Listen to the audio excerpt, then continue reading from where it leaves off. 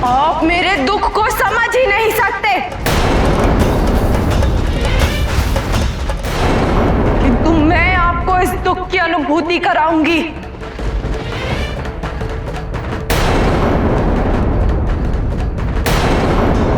जब आपके द्वारा उत्पन्न किए गए इस संसार का मैं विनाश कर दूंगी।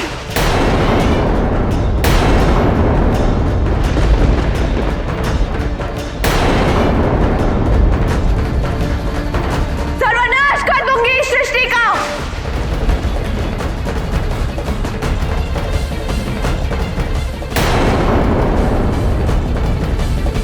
और अब यह विनाश तब तक चलता रहेगा जब तक सब कुछ नष्ट नहीं हो जाता।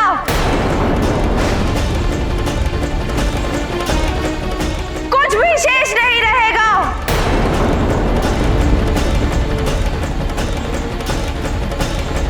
केवल शुभता का पुनरागमन ही संसार को मेरे प्रकोप से बचा सकता है।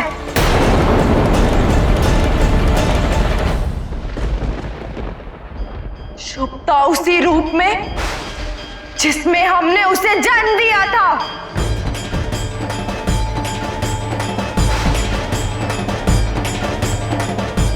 विनाश!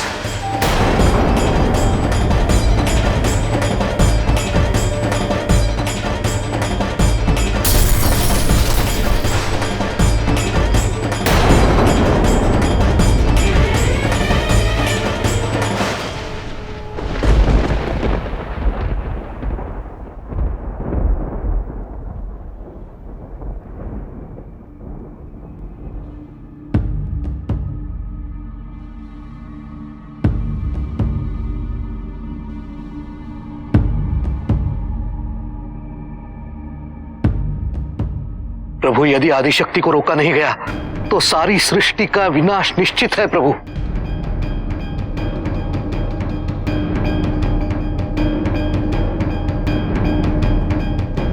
विनायक को उसी अपूर्ण रूप में पुनः जीवित करना असंभव है।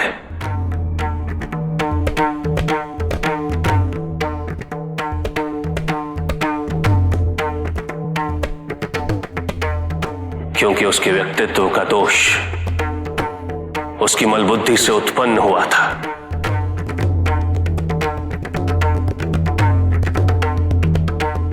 इसलिए यदि उस पर एक नया शीश लगाया जाए तो उसे पुनः जीवित करना संभव हो सकता है।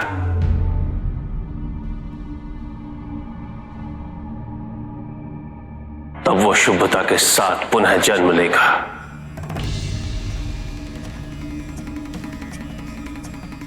क्योंकि तब वो आदिशक्ति द्वारा अपने स्वार्थ पूर्ति हेतु निर्मित बालक नहीं, अभी तो पुरुष और प्रकृति से बनाया हुआ एक पुत्र होगा।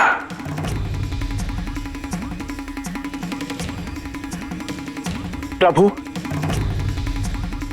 विनायक का वैसा ही मोहक सर कहां से लाएंगे?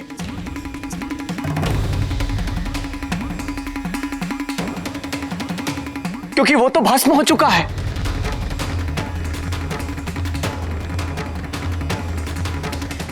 इसका अर्थ यह है कि संसार का अंत और इसकी प्रक्रिया आरंभ हो चुकी है।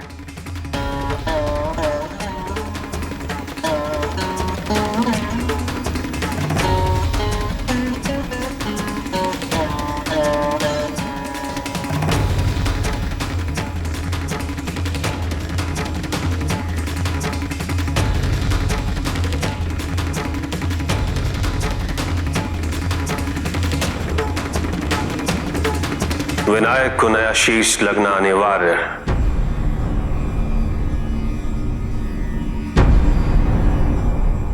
और ये शीश मेरी या किसी और की इच्छा के अनुसार नहीं लगेगा। शीश वही लगेगा जिसकी समस्त संसार को आवश्यकता होगी। नंदी,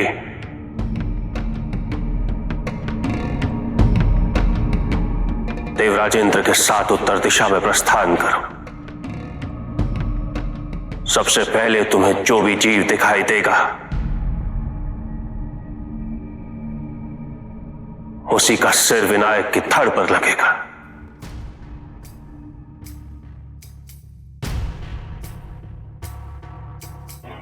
परंतु उस जीव का अपनी स्वेच्छा से सिर देना अनिवार्य है।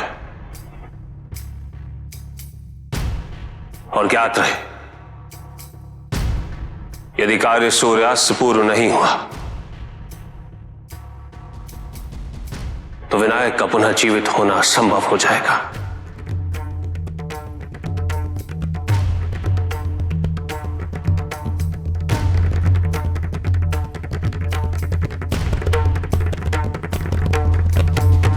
विनाश!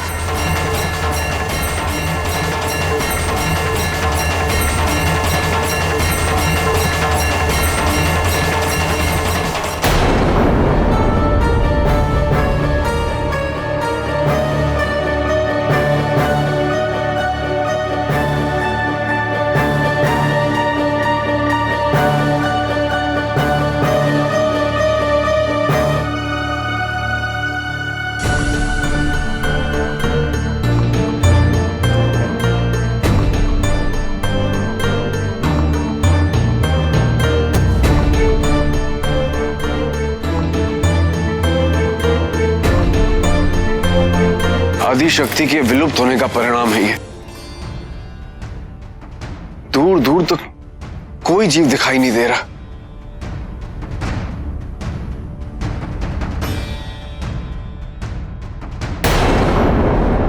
हो सकता है वहां कुछ मिले।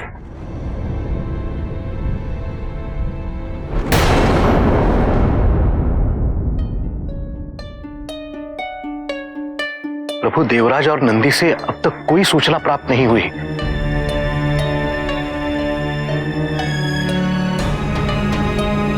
आपने तो कहा था कि सूर्यास्त से पूर्व यह प्रक्रिया पूर्ण हो जानी चाहिए।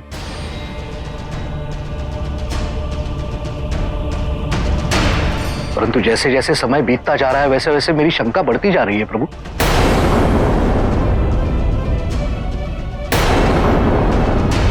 यदि विनायक को पुनर्जीवित नहीं किया गया तो आदि शक्ति नहीं लौटेंगी और उनके अभाव में संसार के लिए परिणाम अच्छा नहीं होगा प्रभु।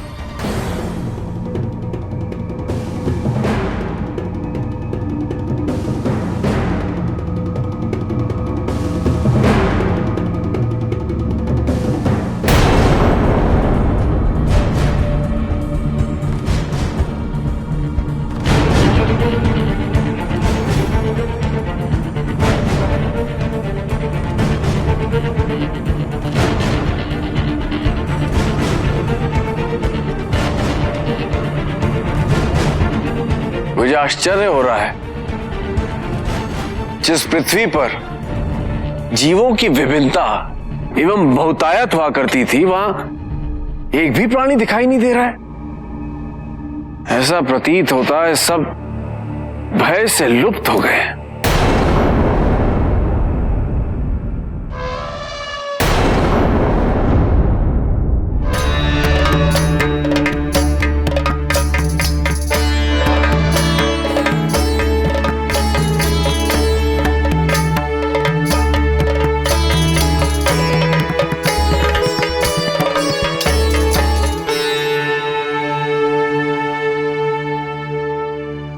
मिल गया, अंततः हमें पहला प्राणी मिल गया।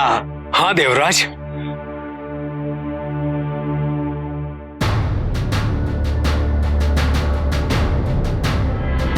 परंतु उस जीव का अपनी स्वेच्छा से सिर देना अनिवार्य है।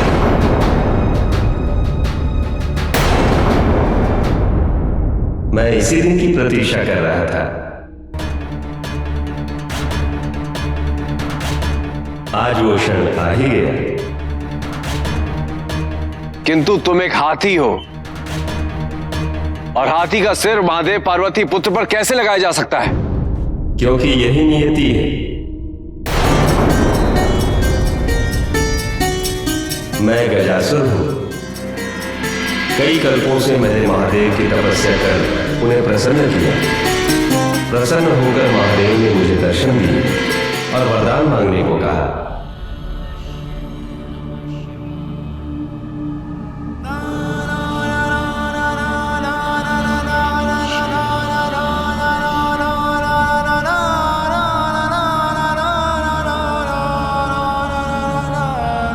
हे प्रभु, मैं सृष्टि का सबसे बड़ा ज्ञानी बनना चाहता हूं, किंतु मैं जानता हूं कि संसार में सबसे ज्ञानी केवल एक हैं, और वो हैं आप।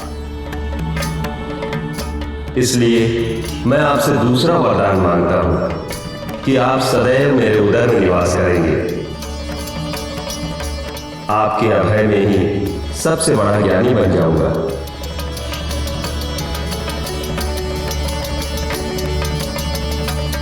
अवश्य।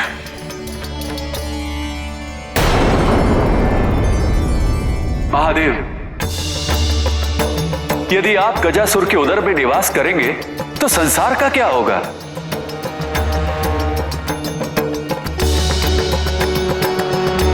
गजासुर,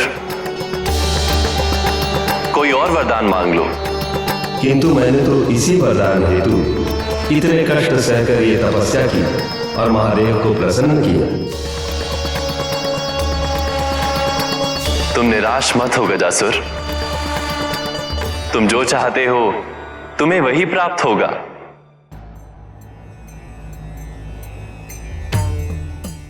कालांतर में तुम सबसे बड़े ज्ञानी बनोगे और महादेव के सानिध्य में कैलाश पर रहने का शुभ अवसर भी प्राप्त होगा।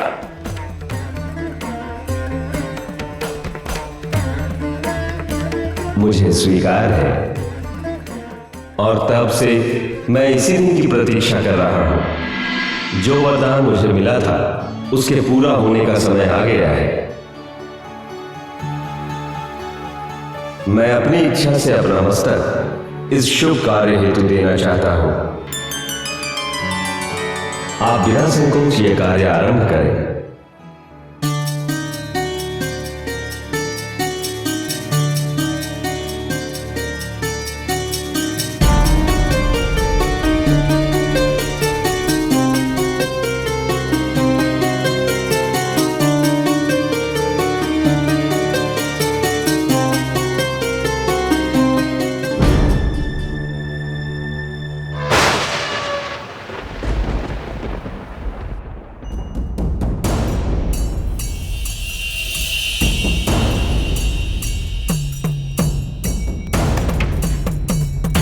शीश मिल गया प्रभु।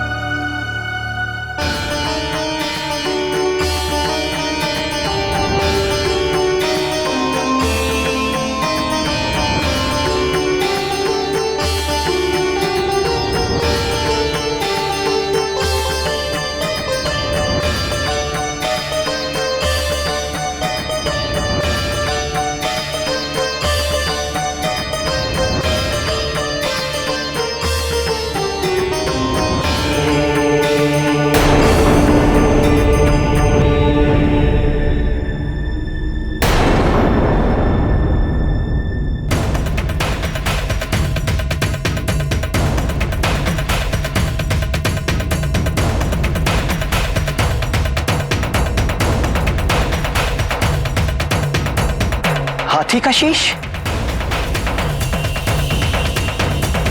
किंतु विनायक के धड़ पर हाथी का शीश कैसे लगाया जा सकता है?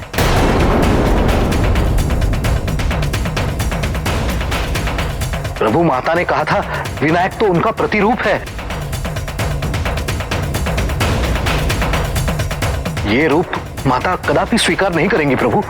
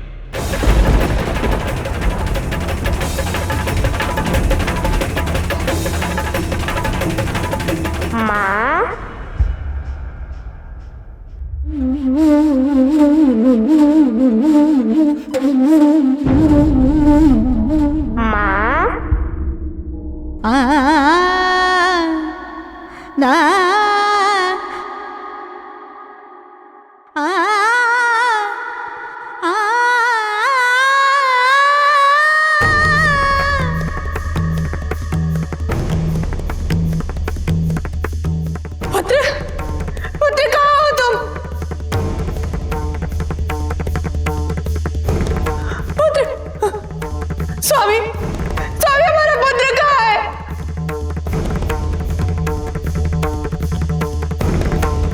स्वामी हमने अपने पुत्र की आवाज सुनी। स्वामी कहाँ है हमारा पुत्र?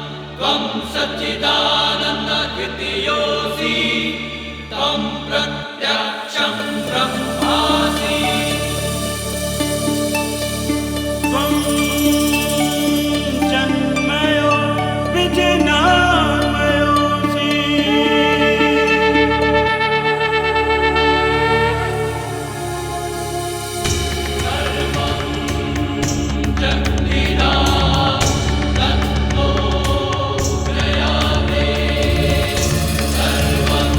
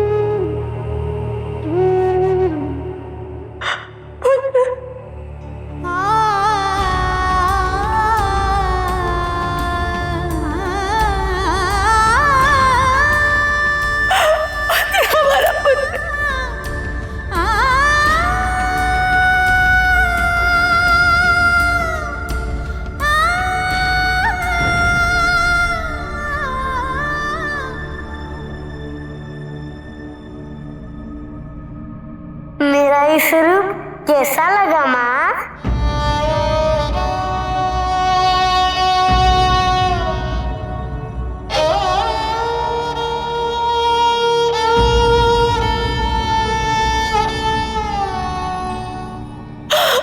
अत्यंत मनमोहक पुत्र, अत्यंत मनमोहक।